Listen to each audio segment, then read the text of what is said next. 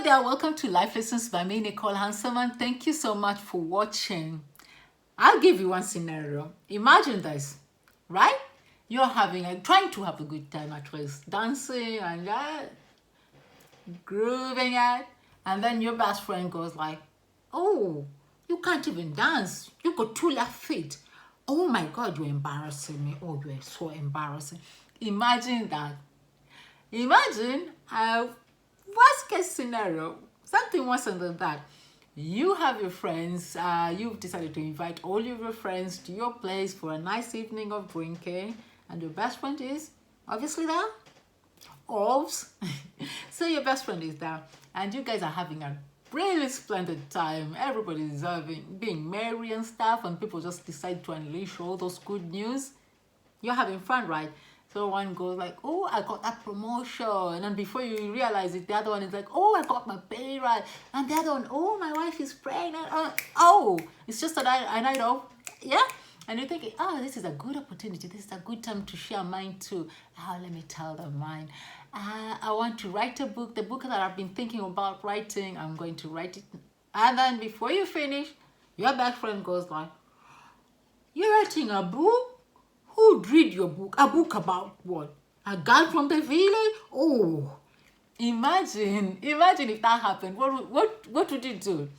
A lot of people, they'll probably not be your friends anyway. You won't be friends with such a person. But let's say it's dragged on and just tolerated them, and this has happened. Before they put maybe even that sneer in their face and go, "Oh, you would have punched them in the face.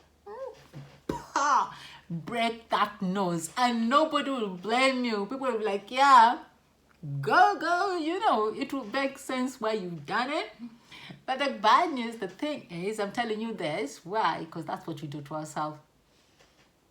What they call negative self-talk, that is exactly what we do up here with our number one best friend. Because we're supposed to love ourselves first, and we're supposed to be our number one best friend.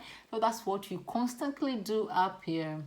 How do you manage to do that? Because number one, we like to magnify things, right? So you'll find something, say it's a weakness of yours, and find a way of making it so big and making it so you'll go like, what? Let's say it's the dancing. Sometimes you even do it yourself. You don't even need somebody to do it for you. You've decided on that, "Oh, I'm so embarrassing. Oh, why don't stand up and dance? Don't you over." Instead of just getting up and enjoying the music and just grooving it. Yeah, you've decided to battle all that in your head, right? We do that. And sometimes we actually do the opposite. We minimize our potentials, our talents, our strengths, You will decide that, let's say you're good at singing. You just decide that you're not good enough, and you start comparing yourself to other people. Then you'll be like, "Oh, I don't sing as good as Whitney Houston. I'm not You're not Whitney Houston." Yes, you know you're not Whitney Houston. You're not supposed to be Whitney Houston. You're supposed to be an original version of you. We don't need another Whitney Houston. We already had ours. She's done her job, she's gone. Thank you, I appreciate you. Journey on, Whitney. We don't need you to replace her, darling. Whatever voice you've got, that is your voice. So long as you can hold a note, people are listening, people are happy, go on, enjoy yourself. So we tend to do that. And the other thing we do is love to anticipate for the worst. Yeah, that best friend here, they decide, okay, that job, they won't even employ somebody like me, will they? Oh, I can't, there's no way I can get such a job.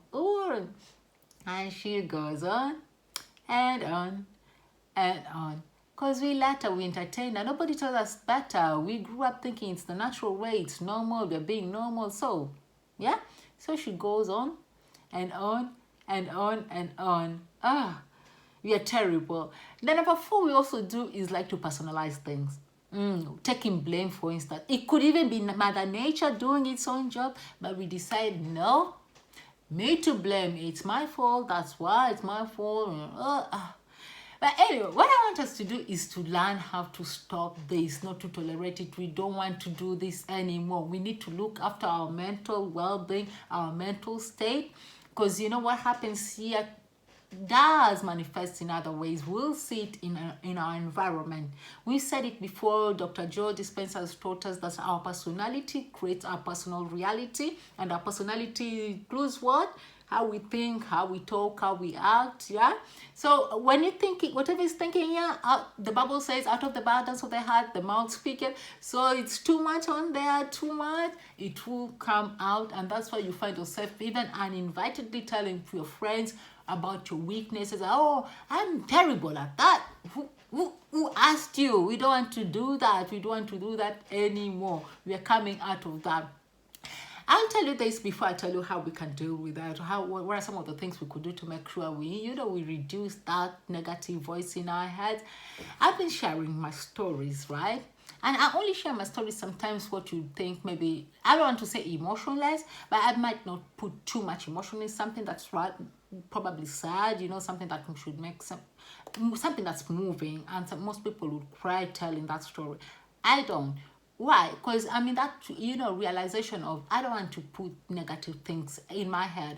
I don't want to make things that were a lesson to be something that is always like bothering me, eating me up. I just want to realize, what? That has been, it taught me something. It made me stronger. It didn't kill me. I'm here. It served its purpose. So why should I be sad about it? You don't go crying about the lessons you've learned, the certificates you've earned, the degrees you've earned, even though you toiled for it. You don't crying about the toil, isn't it? You tell it in a good way, because at the end of the day, it's about the lesson that you learn. So that's why sometimes I really try not to tell my stories in a sad way. I try and still be upbeat about it. The ones that affect me, when you see me slightly like out of balance, are the ones that affect other people close to me. Could be family or really close friends. First, because it's not me to tell their story, but I want their voices to be heard. And it affects me so much if I know that it's something that is really, affecting them.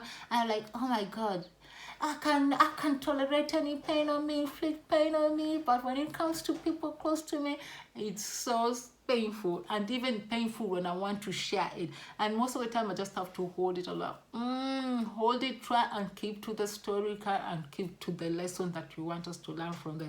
But anyway, what are those things we should make sure we do, to keep that in check?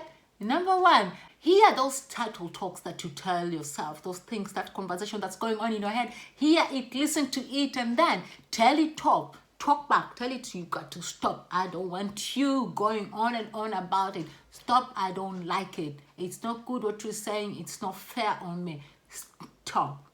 And then you have to do is notice when people are giving us compliments. Yeah, that's the number 3. Notice it if somebody's complimenting you. When you go on with those negative talks and anticipating bad things, you seeing things from a negative point of view. You can't tell when somebody's trying to tell you something nice.